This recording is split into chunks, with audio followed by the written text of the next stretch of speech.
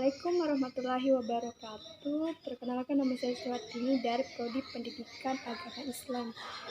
Di sini saya ingin menjelaskan sedikit mengenai metode-metode pembelajaran. Nah, salah satunya yakni metode penugasan. Langsung saja kita masuk pada pengertiannya dulu ya.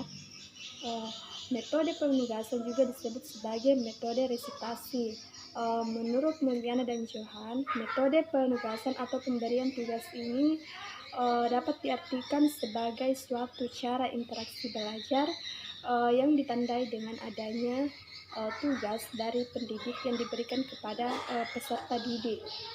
Ini bisa dikerjakan baik di sekolah maupun di rumah, itu secara individu ataupun berkelompok. Nah, metode resitasi ini dapat merangsang peserta didik untuk lebih aktif dalam belajar secara individu maupun kelompok. Metode penugasan atau resitasi ini juga bisa dilaksanakan baik di rumah, di sekolah, di perpustakaan maupun di tempat lainnya. Di dalam metode penugasan ini atau biasa disebut juga sebagai metode resitasi juga tentu memiliki kelebihan. Nah, di sini saya akan menyebutkan 3 kelebihan dari metode penugasan itu sendiri. Nah, yang pertama itu metode penugasan itu lebih merangsang peserta didik dalam melaksanakan aktivitas belajar individu maupun yang kelompok.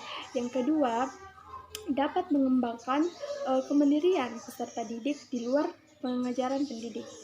Dan yang terakhir yaitu dapat mengembangkan kreativitas peserta didik. Di samping kelebihan itu juga memiliki beberapa kekurangan.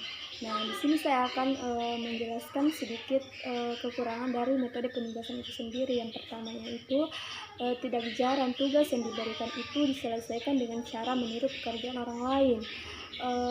Apabila diberikan secara umum, perbedaan individu itu, maka ada beberapa peserta didik yang sangat sukar dalam mengerjakan tugas, namun ada beberapa peserta didik yang juga merasa sangat mudah untuk mengerjakan tugas yang diberikan oleh peserta didik. Selanjutnya, apabila tugas diberikan, terlebih bila tugas itu sukar dikerjakan, maka ketenangan mental para siswa menjadi terganggu.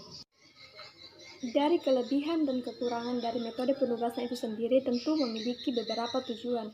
Yang pertama yaitu lebih merangsang para peserta didik untuk belajar lebih giat lagi pada waktu di kelas maupun di luar kelas.